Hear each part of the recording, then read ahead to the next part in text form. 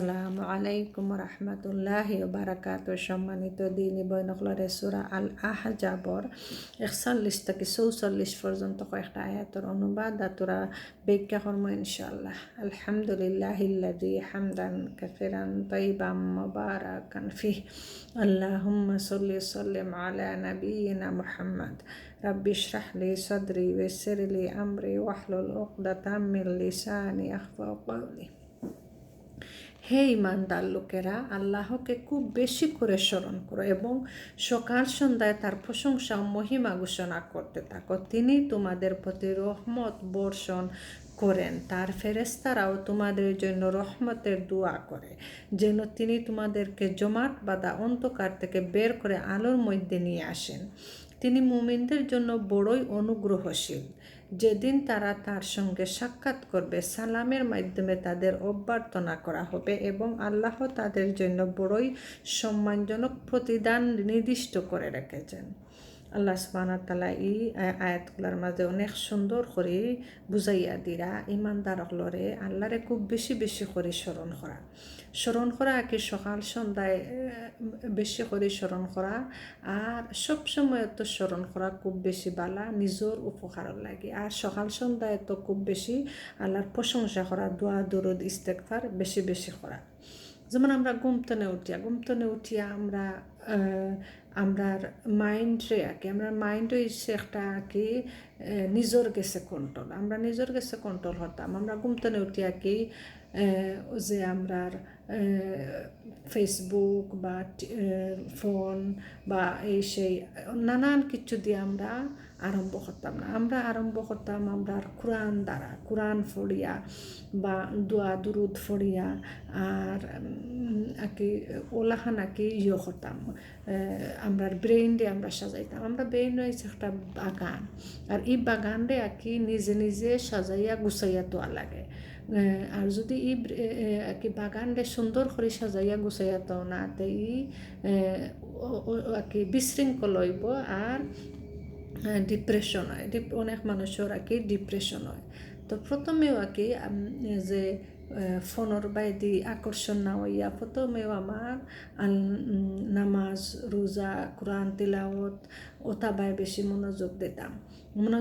আমার দিনটা শুরু হইতো আর কি দোয়া দুরুদ ইস্তেগফার নামাজ, আর আমার দিনটা শুরু হইতো একটা শান্তির ভাবে, আল্লাহর লোকে কানেকশন হইয়া দিনটা শুরু হইতো। আমরা যদি প্রথম এটা থইয়াও আর কি আল্লাহর দোয়া দুরুদ জিকির এটা থইয়া আমরা যদি ফোনও সে কিতা লাইক করলো, সে লাইক করলো না, সে কুকিং করলো, সে কিতা করলো, আজি বাজি অনেক ভিডিও ওটা যদি দেখা লাগি যায় কি আমরা বাগান রে আমরা ব্রেইন রে ফলেও আমরা মেসি করে লাইব। তো তার লাগি আর কি নিজের বাগান রে নিজে সুন্দর করা, নিজের মন রে যদি সুন্দর করে গুছাইয়া শান্তি দেখবায় কোনো ডিপ্রেশন হইতো না, মনও একটা শান্তি থাকবো। আর না এই যদি মনরে অশান্তি করিলাও যে নিজেও আর কি গুছাইয়া করতে পারে না, তো অন্য একটা অশান্তি সৃষ্টি হইব। তো প্রথমেও আমরা কানেকশন থাকতো, আমরা ফোনে দিয়ে আমরা কোনো টার্গেট থাকতো না। আমরা টার্গেট থাকতো আমরা নামাজ রোজা, নামাজ কোরআন তিলাওয়াত, সকালে আল্লাহর দোয়া দুরুদ জিকির, আল্লাহর লগে একটা কালেকশন হইয়া আর কি দিনটা শুরু হইতো। তো আল্লাহ সুবহানাহু ওয়া তাআলা আয়াতের মাঝে বুঝাইয়া দিরা সকাল সন্ধ্যায় আল্লাহর মহিমা কি প্রশংসা মহিমা ঘোষণা করো। সকাল সন্ধ্যায় বেশি কি হইছে কি তার সকালে রাত্রের ফেরেশতা হল যেন সকালে যাইন কি, আর দিনের ফেরেশতা হল যে সকালে আই দুইবার ফাইন, তদ্রুপ সন্ধ্যায় ওলাহান আসর বাদে ওলাহান হয়। তো আল্লাহ সুবহানাহু ওয়া তাআলা কি কইরা যে আল্লাহ যাতে কি আমরা আল্লাহর লগে কালেকশন থাকতো, যাতে আল্লাহ আমরা রহমত পোষণ করতা। যদি আমরা আল্লাহর লগে আমরা যদি কানেকশন করি না, তে আল্লাহ কেমনে আমরা কি রহমত পোষণ দান করবা।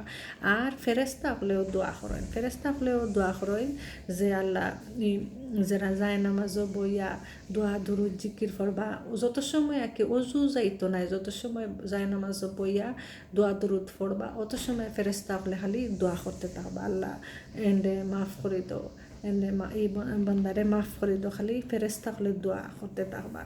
তো এটাই লাগে অন্ধকার থেকে আলোর দিকে আওয়া আল্লাহ সুবহানাহু ওয়া তাআলা কি অন্ধকার থেকে আলোর দিকে ঠানিয়ে আনতে চায়। তখন যারা মুমিন তারার লাগে অনুগ্রহশীল, আল্লাহ কি অনুগ্রহ।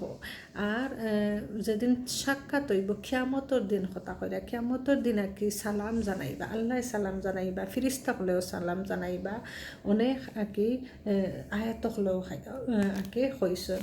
যেমন রহমত, অনুগ্রহ, দয়া, ভালোবাসা। আর যখন ফেরেস্তার তরফ থেকে মানুষের প্রতি হওয়া বুঝায়, তখন তার অর্থ হবে রহমত নাজিল হওয়ার জন্য দোয়া প্রার্থনা করা। অর্থাৎ ফেরেস্তা মানুষের জন্য আল্লাহর কাছে দোয়া করেন যে হে আল্লাহ, তুমি এদের প্রতি অনুগ্রহ বর্ষণ করো, তোমার অপরিসীম দয়া ও অনুগ্রহ দানে এদের জীবন দৈন্য করো। আল্লাহ তাআলা তোমাদের তার অন্যান্য বান্দাদের তুলনায় অধিক খ্যাতি করেন এবং খ্যাতি দান করেন এবং তোমাদের এমন এক মর্যাদা দান করেন যে দুনিয়ার মানুষ তোমাদের প্রশংসা করতে থাকে ও ফেরেশতারা তোমাদের প্রশংসা চর্চা করে। যেমন তাদের সম্মানসূচক সম্বোধন সালাম জানাইবা, তার সঙ্গে সঙ্গে সাক্ষাতের দিন কিয়ামতের দিনের কথা কইরা। এ কথাটির তিনটি তাৎপর্য হতে পারে। একটি এই, আল্লাহ তাআলা নিজেই আসসালামু আলাইকুম বলে তাদেরকে সম্বোধন জানাবেন। সূরা ইয়াসিনের 58 নং আয়াতে একথাই বলা হয়েছে। ফেরেস্তা তাদের সালাম করবেন। সূরা নাহলে কথা বলা হয়েছে, আমার ফেরেস্তা যে লোকের রূহ এই অবস্থায় কবজ করবে যে তখন তারা ছিল পবিত্র লোক, তাদেরকে তারা বলবে তোমাদের প্রতি পরম শান্তি বর্ষিত হোক, প্রবেশ করো তোমার জান্নাতে তোমাদের সেই নেক আমলের দৌলতে যা তোমরা দুনিয়ায় করেছিলে। আর তৃতীয় হইল গিয়ে তারা নিজেরা পরস্পরকে সালাম করবে। সূরা ইউনূসে কথা বলা হয়েছে ভাষায়। এরপরে কি সেখানে তাদের দপনি হবে, হে আমাদের আল্লাহ, মহান পবিত্র তোমার সত্তা। তাদের সম্মান সূচক হবে সালাম। আর তাদের শেষ কথা হবে এই সমস্ত তাশরিফ প্রশংসা আল্লাহ রাব্বুল আলামিনের জন্য। আলহামদুলিল্লাহ রাব্বিল আলামিন আকি যে আল্লাহ লাগি সব প্রশংসা থাকব। কিয়ামতের দিন আকি সালাম জানাইবা, আল্লাহ সালাম জানাইবা, ফিরিস্তা হলে সালাম জানাইবা।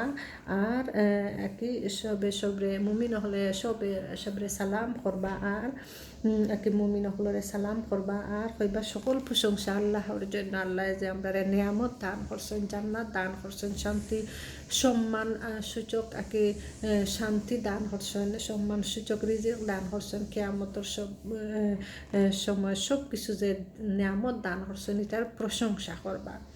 আল্লাহ সুবহানাহু ওয়া তাআলা কত সুন্দর করে কি বুঝাইয়া দেন যে বেশি বেশি করে আল্লাহরে স্মরণ করার লাগে, নিজের উন্নতির লাগে, নিজের বালার লাগে, আল্লাহর আকি আলোর দিকে, আল্লাহর আলোর দিকে আকি জান্নাতের দিকে আকি আগ্রহী হওয়ার লাগে। জাযাকুমুল্লাহু খায়রান।